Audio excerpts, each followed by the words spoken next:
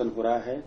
General secretary हैं CPI के D राजा जी, उनका कहना है कि देखते हैं किस तरह का डिसीजन होता है, क्योंकि आरएसएस और बीजेपी हर एक एजेंडा को या कोई भी उनका होता है उसको प्रमोट करने की कोशिश करती है। अब अगर राष्ट्रभक्ति भी प्रमोट करने की बात कोई कहता है तो ये तो अच्छी चीज है ना। हम राष्ट्रभक्ति प्रमोट कर रहे हैं, आप भी साथ में आओ। ये साथ में नहीं आएंगे, ये वो उस चीज में साथ में आएंगे जहां जो राष्ट्र के विरुद्ध अनर्गल प्रलाप करने वाला हो या सनातन के खिलाफ बोलने वाला हो, वहां सब एक हो जाते हैं। राष्ट्रभक्ति के विषय पर कोई एक नहीं होता। वंदे मातरम ये राष्ट्रगीत नहीं है केवल, ये देश की आवाज को उठाने वाला, राष्ट्र के प्रति समर्पित होने वाला वो भाव भंगिमा है जिसमें आजादी के जो हमारे जो सिपाही थे, आजादी के जो स्वतंत्र संग्राम सेनानी थे, वो उनके लिए एक सूत्र वाक्य था और उस वाक्य के आधार पर वो क्रांतिकारी अपने कार्यों को अंजाम देते थे। ये लोगों को एक सूत्र में बांधता था। अगर ऐसे ही होता तो अल्लामा इकबाल, खान अब्दुल गफ्फार खान या मौलाना आजाद ऐसे लोगों ने वंदे मातरम गाया है। अगर ये गैर इस्लामी होता तो इस्लाम को मानने वाले ये लोग गाना क्यों गाते? अल्लामा इकबाल तो बाद में चले गए, वो चले गए पाकिस्तान। तो ये तथाकथित लोगों ने राष्ट्र को एक ना हो इसको इसलिए इस हिंदू और मुस्लिम में करके बांट दिया। ये अशफाकुल्ला खां का जो संपर्क का ध्येय वाक्य था वंदे मातरम, आप आज उसको सांप्रदायिक भागों में क्यों बांट रहे हैं? अरे इनको तो शर्म आनी चाहिए।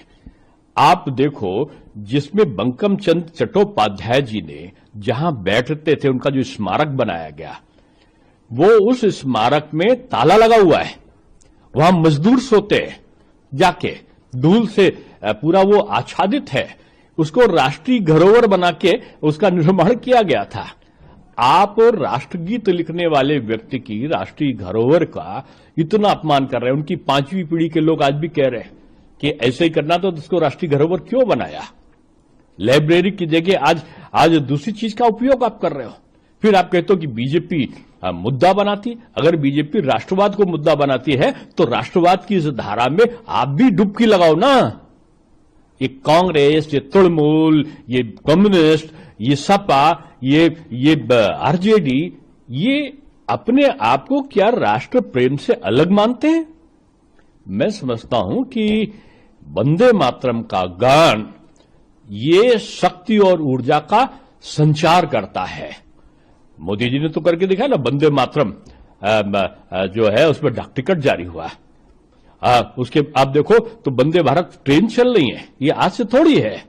ये मुद्दा ये भारतीय जनता पार्टी के हर एजेंडे में हर साल से रहता है और आज ये अच्छी चीज है कि इसको वो स्थान धीरे धीरे प्राप्त हुआ जो इसको बहुत पहले मिल जाना चाहिए था। समाजवादी पार्टी के अध्यक्ष अखिलेश यादव जी का कहना है कि हम अपना बाजार दूसरों को दे रहे हैं। मेक इन इंडिया हो रहा है, इन्वेस्टमेंट समिट हो रहा है, लेकिन जमीन पे कुछ भी दिखाई नहीं पड़ रहा। अब दिखाई कहां से पड़ेगा? उनको लोगों को भारत को चौथी अर्थव्यवस्था बनते नहीं दिखा क्या? भारत को 8.2 के जीडीपी होते हुए नहीं दिखा क्या? भारत को निर्यात को बढ़ते हुए और आयात को कम होते हुए नहीं दिखा क्या?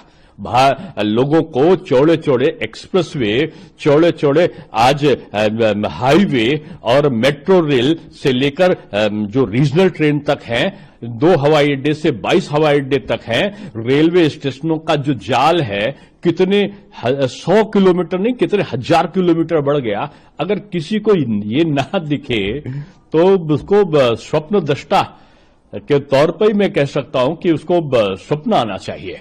स्वप्न में तो कम से कम अगर चलते हुए दृष्टि ना दिखे तो स्वप्न में तो उसको इस प्रकार की दृष्टि डालने की जरूरत जरूर होगी। कांग्रेस लीडर पी चिदंबरम का कहना है कि चुनाव आयोग को